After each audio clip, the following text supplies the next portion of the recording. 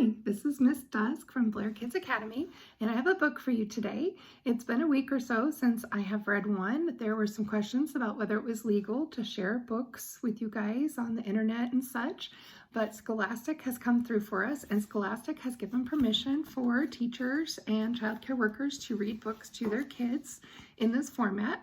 And so I have one of my favorite stories from when I was young. I have a lot of those. This one is called The Littles Make a Friend.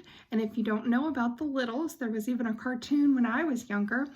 They are little tiny people that live inside the walls of your house, and they have tails.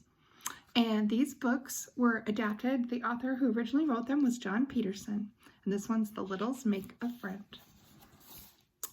Mr. and Mrs. Little were barely 6 inches tall. Their children, Tom and Lucy, were even shorter. So was Granny Little. All the Littles had nice long tails. Except for that, they looked just like you and me. The whole family lived in the walls of Mr. and Mrs. Big's house. They got all they needed from the Bigs. A yummy big dinner scrap made a fine meal for a little. A torn sock was a cozy little sleeping bag. The Bigs had no idea the Littles were there, but the Littles could see and hear the Bigs quite easily. One day they heard the Bigs planning their summer vacation. Another family was going to stay in the house while they were gone. "I hope they don't have a cat," said Lucy. The other Littles nodded. They were all afraid of cats. The Littles felt better when the new people moved in. Mr. and Mrs. Newcomb did not have a cat, but there was only one problem. The Newcombs turned out to be terrible housekeepers. Before long, the house was a total mess.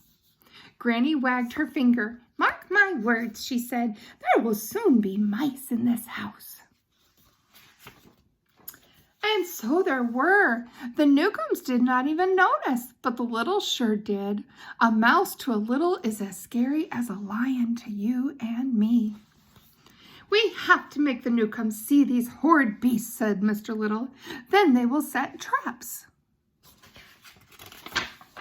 The Littles had a family meeting. "I have an idea," said Tom. "I could dress up like a mouse and run right under Mrs. Newcomb's nose. I bet she'd notice that." Tom's plan sounded dangerous, but no one had a better idea. Granny Little picked up her needle and thread and went to work.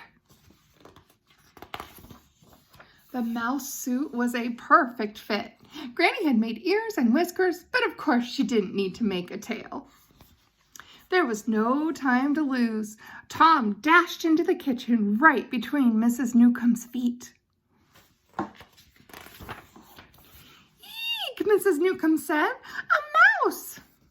The Littles jumped up and down. They were sure that Tom's plan had worked. But no, the Newcombs didn't get a mouse trap.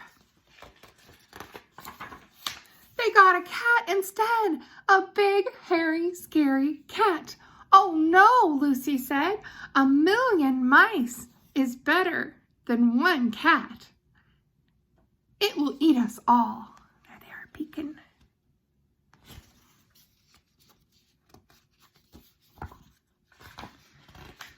"Not if we can tame it," said Tom. "Cats have always been friends to big people. Why not to us?"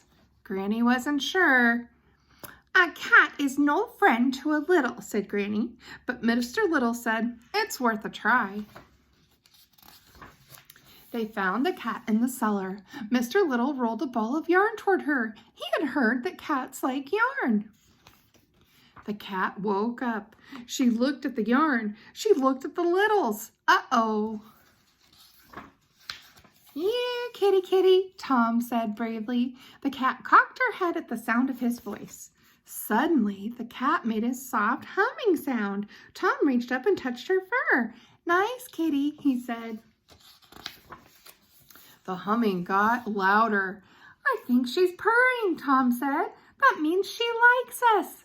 "It must have been the talking," said Mr. Little. "I don't think she knew we were people until she heard Tom speak." From then on, Tom and the cat were friends. The two friends went everywhere together, and all the mice went somewhere else.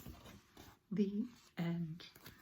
There are a bunch of stories about the littles, so maybe we'll have time to find another one today to share. I miss all the kids. All of our staff miss our Blair Kids Academy kids. We hope that you're staying safe and being good for your parents. We would love to hear from you or see from you. Join us for a Zoom playdate sometime. I'm sending emails to your parents so that you can join us and say hi to your friends. Talk to you later. Bye.